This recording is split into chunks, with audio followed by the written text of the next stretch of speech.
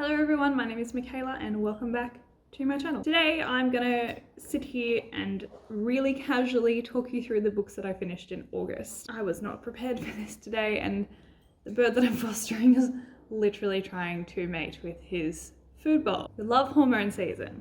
We love it. I'm just going to jump straight into the books because I have a lot to talk about and 11 minutes to do it.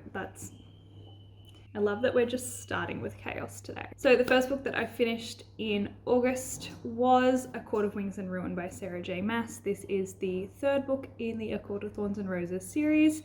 And as I have said many times before on this channel, I'm doing a re-listen of the series. And so I finally finished A Court of Wings and Ruin via audiobook. My thoughts kind of remain the same about this book and the series. It's still my second favorite in total overall, I think. In this reread though, I really came to appreciate more the exploration of the other courts that we got to go to and kind of understanding their setting. I think Sarah J. Maas is really good at world building, and so interweaving those different courts in and exploring those was a really, really nice touch to A Court of Wings and Ruin. I read this book for the meeting scene. That's why I read this book every time. I love it. It's amazing. There's so many things happening. It's chaos.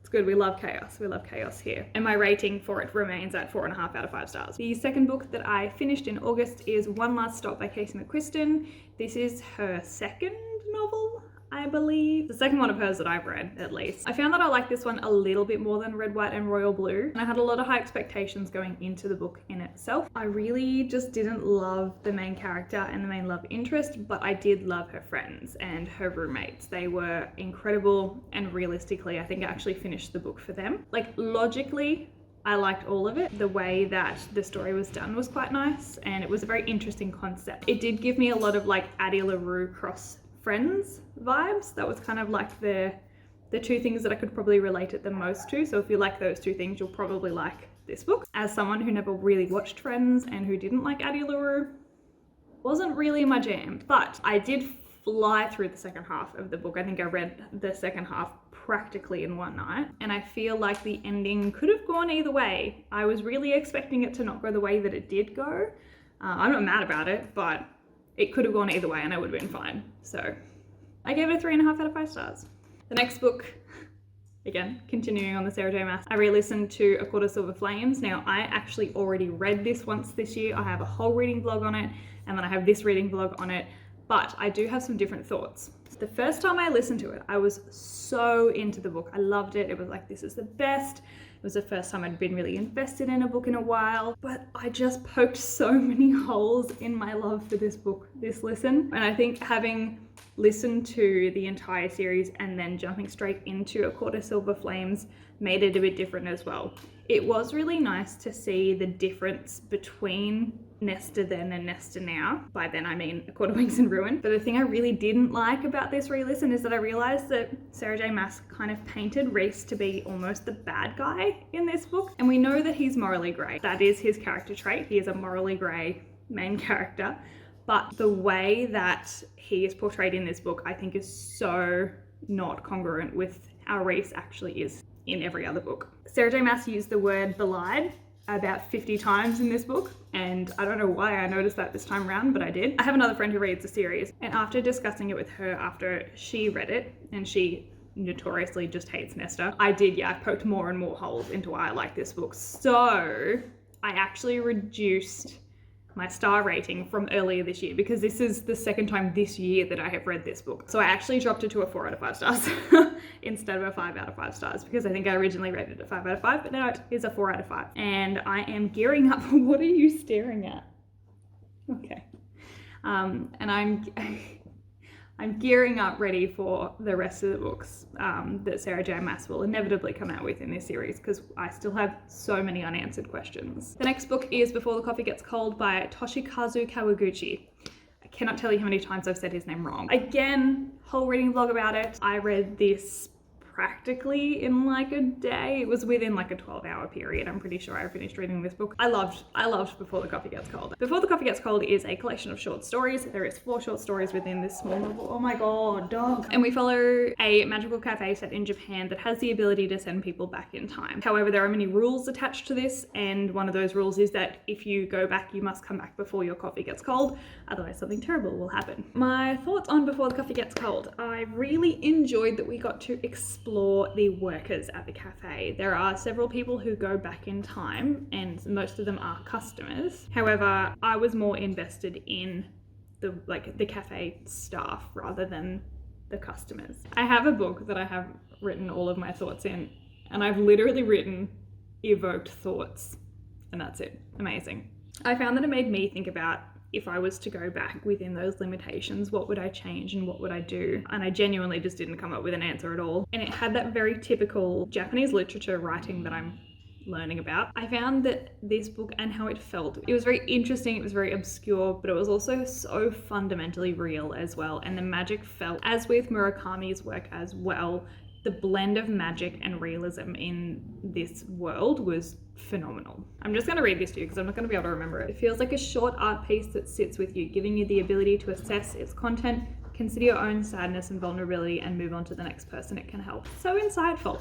And just to sum up my thoughts on this book is, I can't accurately describe my thoughts on it because it didn't make me think, it made me feel. And I'm really bad at describing feelings. So I think that is way more powerful than books that make you think, books that make you feel, and books that sit with you, because I find that if I'm thinking about what a book makes me think about, I'm not going to remember it in a year, 2 years, 3 years, but I am going to remember how books made me feel. So I'm really glad that this book did that. I gave this a 5 out of 5 stars, obviously. The next book that I finished was Such a Fun Age by Kiley Reid. This is the last book that I started in the reading vlog that I have. Again, I'll leave it linked if you want to hear more of my in-depth thought. I really enjoyed Such a Fun Age in a different way to what I enjoy other contemporary books. I've already said this before, but there was a section at the beginning of the book where we got just like a huge character info dump. Basically, where the 2 main characters that we follow in this book, we got a huge background information dump for one, and then a huge background information dump for another, which, although clunky, worked really well in connecting and investing me in the characters, which was great. I think the ending, it was weird. I found the ending a bit weird and a little bit dissatisfying. That didn't take away from the rest of the book at all. I think there was a lot of really good representation in this book. We follow in this story 2 characters, Alex, who is basically a rich white woman whose husband is a television anchor and she is a aspiring author, and Amira, who is their nanny, and she is a young black lady who is just trying to kind of make a way and get her health insurance paid because she's turning 26 or 25.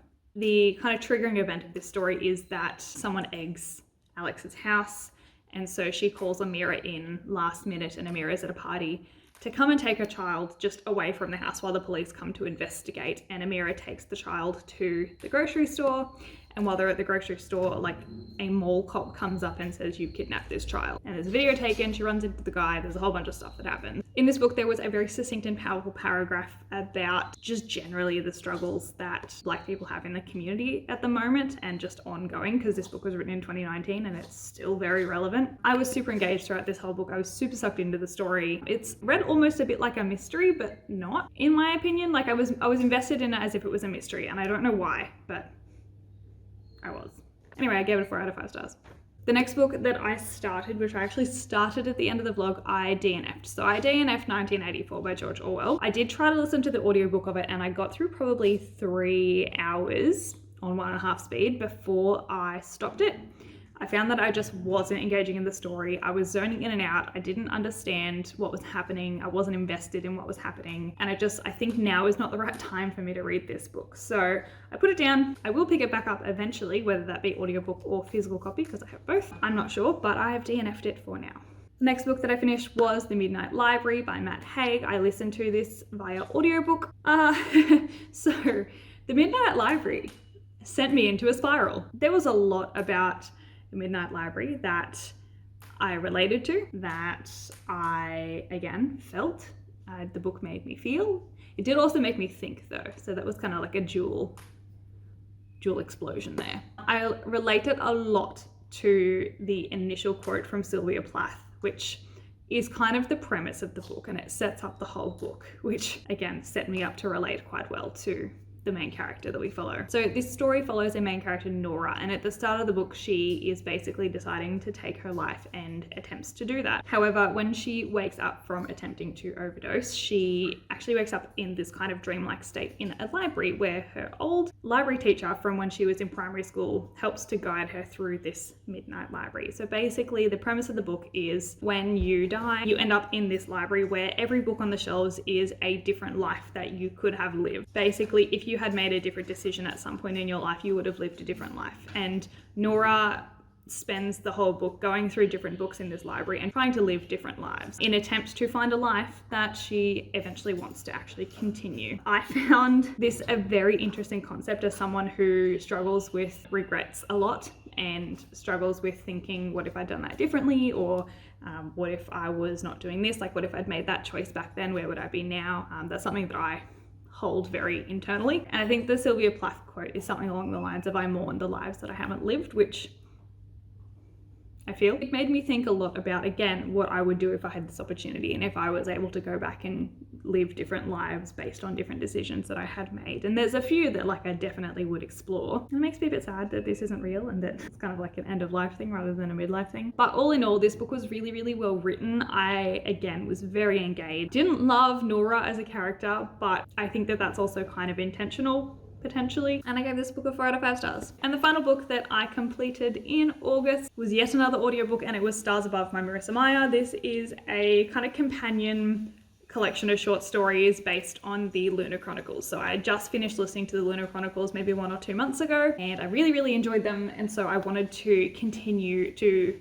get more content from the series. So I've actually put Stars Above on hold as soon as I finished Winter, but it wasn't available until this month. So I finally got to listen to it. I enjoyed it. I'm glad I listened to it. I probably won't like go out of my way to read it again like I might with the series, but it was interesting. It follows a lot of the backstory before the books are set. So it gives you a bit more background on all the different characters that you meet. It filled in a few gaps that I had, which was nice. But the thing that I really enjoyed the most about this was hearing about Winter's backstory. And I realized it's because over the duration of this series, obviously a new character is introduced each book, but we only really got to spend 1 book with Winter. And I think that her character is so deep and unexplored, and the fact that we got to see a lot more of it and how she kind of came to be that character was really, really nice. And I like her and Jason much more now than I did in Winter. And it triggered a really weird dream that I had that night and stuck with me and is still sitting with me, and that was really weird, and I might write a story about it, so who knows. I liked Stars Above. I didn't love it, but it was nice to read, so I gave it a 3 out of 5 stars. And that is it. Those are all the books that I read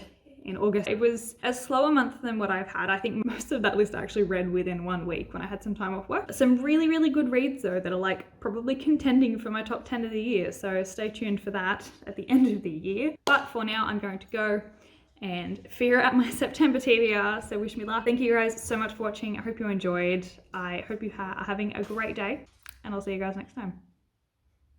Bye.